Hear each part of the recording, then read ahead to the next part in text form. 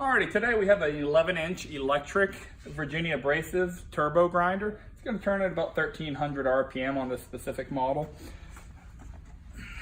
We rent the machine, and we also give a couple different options for heads. These are going to be magnetic plated heads. We sell these 30-40 coarse bond, coarse medium. They're like a 30-40 grit, but in diamonds that's a lot more aggressive than a paper product.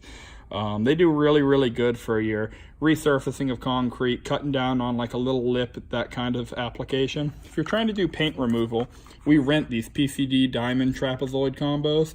They do an exceptional job at pulling up all of your different mastics from glue to paint, whether it be epoxy or latex. Does a really good job. I'm going to pull out the rental ones today and I'll show you how they affix on the bottom of the machine.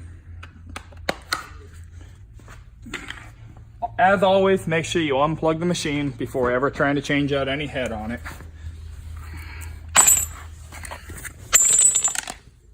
These heads are actually magnetic, so being very careful, always make sure you kind of clear off the surfaces. As you move it around the ground, it's going to find any metal on the ground and get in there. You want them to go all the way in tight. Put the back of the piece in first. You want to keep it from actually doing the magnetic part though. And then slide it forward and lock it into place. Same thing is going to go all the way around it. I'm going to put them all on just so that we can start it up and we'll touch it to the ground real fast.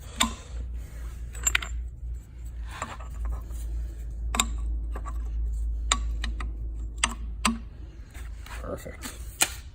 Now that we have the heads on, we're going to lower the machine back down to the ground.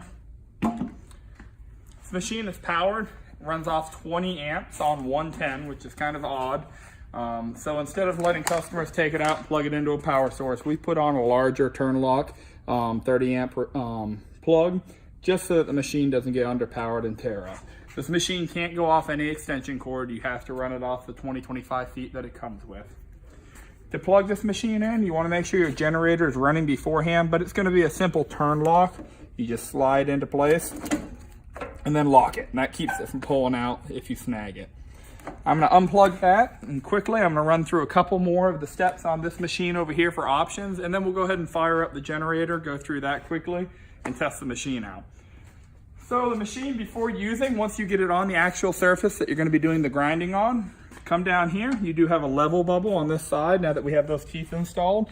It's kind of hard to see on the camera probably, but this handle here, you're just going to pull up on it, and then you can twist the machine until that bubble goes in the right direction for you.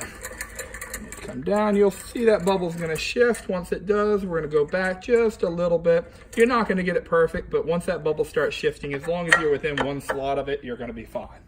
It locks into place just by pressing down and moving over into the smaller side of the slot. To operate the machine, you can run it either dry, wet, or vacuumed. If you're gonna run dry, we are all set right now to go onto our generator.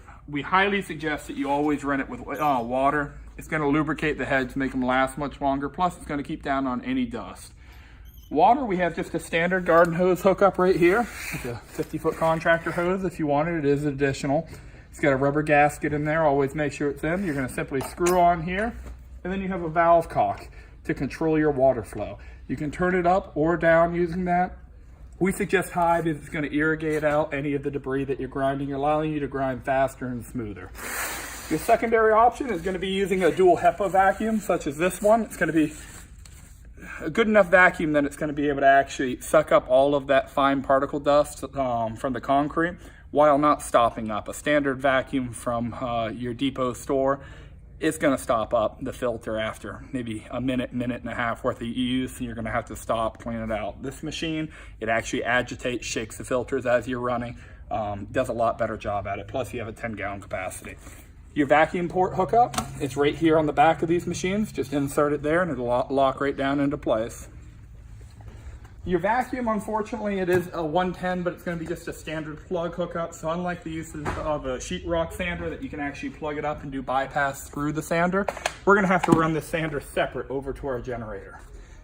To do that, run your cord over. You'll have additional 15 amp 110 plugs on there. You can plug it right in, and the generator provides plenty of power to run both machines. I'm going to remove that as well. Now we're going to go through the actual hookup of the machine. Before starting the generator, we want to take a look at this machine, make sure it's in the off position. Because just like any other type of orbital machine, if it's in the on position, we plug it in, it's going to run away on us. Coming over here, we pair our machines going out with a 3,000 to 5,000 watt generator because we need that 30 amps worth of power. Typically, we'll send it out with a 5,000. That way you have the ability to plug in another 4 to 8 amp machine without having any issues. This machine is very easy to start. You want to start off by looking right here, and you want to shut off your idler. On the back side here, you have an on-off switch, followed by a secondary on-off switch like all GX Hondas have. Down here, your controls are the exact same. Throttle, which is locked on a generator to high throttle, choke for cold start, and a fuel shut off, which is on right now, off to this side. We're gonna keep that bad boy on. At this point, I'm gonna start this up. Once I do, I'm gonna plug in the grinder. We're gonna shift over to the grinder, start it up, and show how it actually grinds on the floor briefly.